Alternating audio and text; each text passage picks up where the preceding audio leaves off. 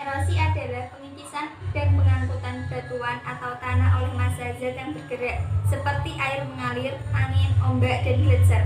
Bahan erosi yang dilarutkan akan dibawa dan diendapkan di tempat yang lebih rendah, seperti lembah sungai, muara sungai, dan di tempat-tempat lain yang lebih rendah. Proses erosi yang terjadi di alam sangat banyak dan jenisnya ada bermacam-macam. Berdasarkan tenaga yang membawa dan mengendapnya, erosi dibedakan menjadi bermacam-macam, yaitu erosi air, erosi angin, erosi gletser, erosi ombak laut, dan erosi lainnya. Erosi air adalah proses terkikis dan terangkutnya lapisan tanah yang disebabkan oleh aktivitas atau gerakan air. Gerakan air tidak hanya mengalir saja, tetapi juga air jatuh dari atas atau menetes. Beberapa contoh erosi yang dilakukan oleh air secara urut adalah erosi permukaan, erosi percikan, erosi parit, erosi alur, dan erosi air terjun. Erosi permukaan adalah erosi yang disebabkan oleh aliran air permukaan yang bergerak menuruni lereng dan mengikis serta mengangkut partikel-partikel tanah. Erosi percikan ini terjadi karena tenaga tetesan air hujan yang memecahkan tanah atau batuan, dan erosi percikan ini terjadi karena tenaga tetesan air hujan yang memecahkan tanah atau batuan dan mengempaskannya.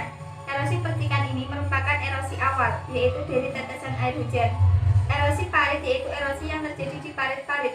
Parit adalah aliran air yang dibentuk oleh alur air. Erosi parit ini mempunyai ukuran yang lebih dalam dan lebih lebar daripada erosi alur. Erosi parit ini menampaknya membentuk huruf V atau huruf U, tetapi kebanyakan membentuk huruf V. Erosi alur air itu erosi yang terjadi di daerah-daerah alur air atau di sungai. Daerah alur adalah tempat berkumpulnya saluran air permukaan yang membentuk alur-alur atau sungai.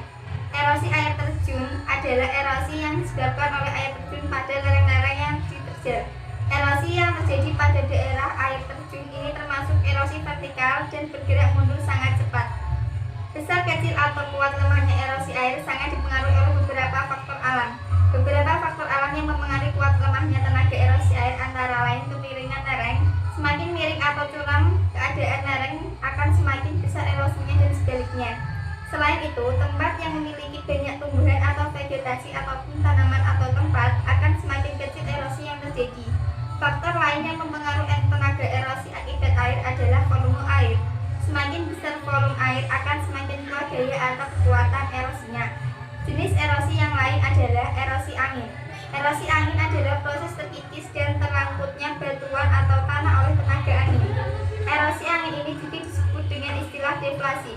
Proses erosi oleh angin hanya terjadi di daerah yang kering, yaitu di daerah gurun pasir dan pantai berpasir. Erosi angin yang terjadi di daerah berpasir mengakibatkan terbentuknya bukit-bukit pasir yang disebut dengan nama sand dunes. Angin yang bertiup kencang dan mengandung pasir bisa mengakibatkan batuan-batuan tersebut kikis dan membentuk batu cendawan. Proses erosi oleh angin yang membentuk batuan cendawan ini disebut korasi. Jelaskan pendapat Anda tentang pengertian erosi. Erosi adalah pengikisan dan pengangkutan batuan atau tanah oleh massa zat yang bergerak, seperti air mengalir, angin, ombak, dan gletser. Sebutkan macam-macam erosi yang Anda ketahui. Erosi air, erosi angin, erosi gletser, erosi ombak laut, dan erosi lainnya. Apa yang mempengaruhi kuat lemahnya erosi air? Kemiringan lereng, semakin miring atau curam, keadaan lereng akan semakin besar erosinya dan sebaliknya. Selain itu, tempat yang memiliki banyak tumbuhan atau vegetasi ataupun tanaman suatu tempat